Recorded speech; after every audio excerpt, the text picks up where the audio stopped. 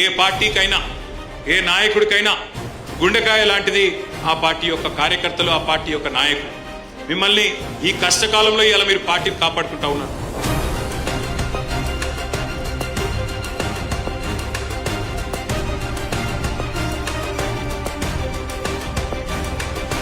చాలా మంది పెద్ద పెద్ద నాయకులు పార్టీని వదిలిపెట్టిపోయారు. కానీ తెలంగాణలో ఒక సామెత ఉంది, కుండ పగిలితే పగిలింది కానీ కుక్క బుద్ధి తెలిసింది అని. ఎవరు మనవాళ్ళో ఎవరు పగవాళ్ళో ఇలా పార్టీకి అర్థమైంది.